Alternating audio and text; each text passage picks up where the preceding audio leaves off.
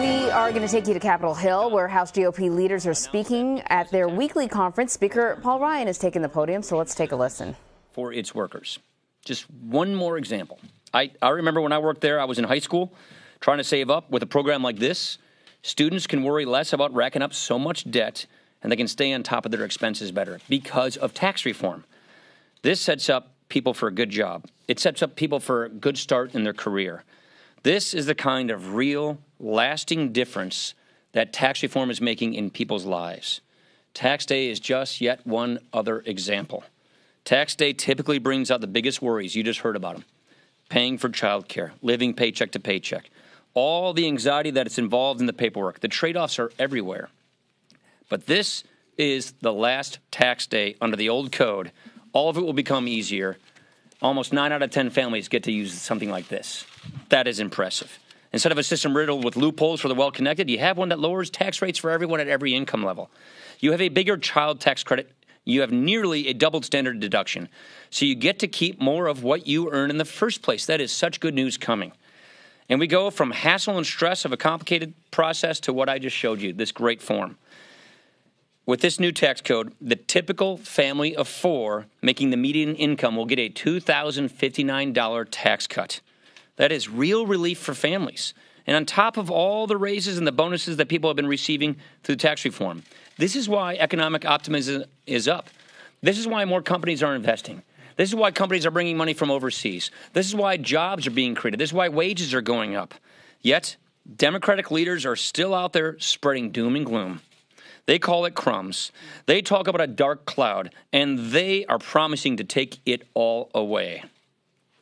This law is improving people's lives every day, even on tax day.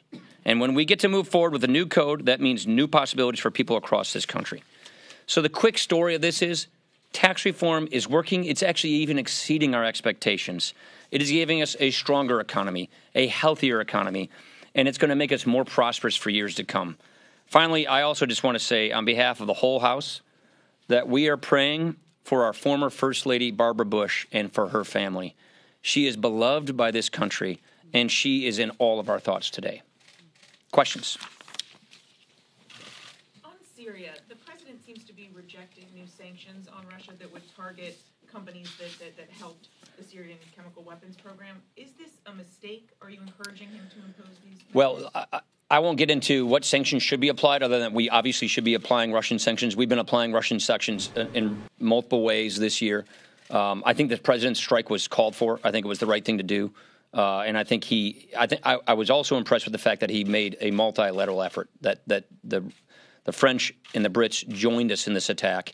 We need to, the peaceful democratic nations of this world need to stand up and speak against and act against the spread of these horrific weapons. And I think the president did the right thing. Mr. Speaker, if the new AUMF proposal from Senators Corcoran and Dean can get 60 yes votes in the Senate, are you committed to considering it in the House? I won't make any commitments on any specific thing like that. First of all, he used Article 2 for this strike, which was a limited strike, which I think was the appropriate thing to do. The question that I will ask is can an AUMF make it into law, and does it tie the hands of our military behind our backs or not? That's what's important. So there is an existing authority, and this was Article 2 in this particular strike. But the current AUMF does have the existing authority. And the question going forward on any new AUMF is, does it give our military the tools they need, or does it tie their hands behind their back? That, to me, is the measurement of whether it's something that's worth supporting or not. Anna. The individual tax cuts, as written now, will expire in a few years. Will the House or the Congress in general introduce legislation this year to extend that? Yes. Ronnie Davis has already introduced legislation, and we intend to act on that legislation this year. I haven't seen a latest joint JCT tax run, but obviously these tax cuts are intended to be permanent. Look at just CBO just showed us that they've first of all, I've been reading CBO reports since I was 20 years old. And I'm actually not embellishing on that. CBO, for the first time since 2008, revised upward their economic projections. They're revising their Q4 projections to 3.3% economic growth. So what we are seeing is an economy that was growing 1% to 2%, now is heading north of 3%. That is exactly what we projected. That means people get to keep more of what they earn, and tax certainty is very important to keeping this good economic news going. So obviously we believe that that's necessary for economic growth. We fully intend to make these things permanent, and that's something we'll be acting on later this year. Go ahead. Thank you, Mr. Speaker. Special Counsel Mueller, can you tell us and the American people why Congress, Republican leaders have not decided to take up any? Because it's completely unnecessary. And can you tell us why? Yeah, because I don't think he's going to fire him. I don't think he should. I don't think it's in his interest to do so. I've answered this question pretty much every week. We do not believe that he should be fired. We do not believe that he will be fired, and we therefore don't think that that is necessary. And why do you have confidence? Because of the kinds of conversations we've had. It would be not in the president's interest to do such a thing, and I think he knows that. Has he told you he wouldn't? I'll leave our conversations to the private nature that they are. Last question, to follow up on Russia sanctions. I know you said you won't get into specifically whether you think the president should apply additional new sanctions, but can I ask you in this context, do you think the administration has been tough enough on Russia? Oh, yeah. Look at where we've come. Remember the Barack Obama-Hillary Clinton reset? Remember them giving away missile defense to Russia for nothing in return? We have moved miles in the right direction on our Russia policy. Not only did we scuttle the reset, not only are we now sanctioning Russian citizens, not only are we sanctioning Russian oligarchs, we're sanctioning Russia itself. We have so improved our policy with respect to Russia, far more hawkish, far more realistic, and we've just passed legislation finally rebuilding our military, which is the strongest signals we can send.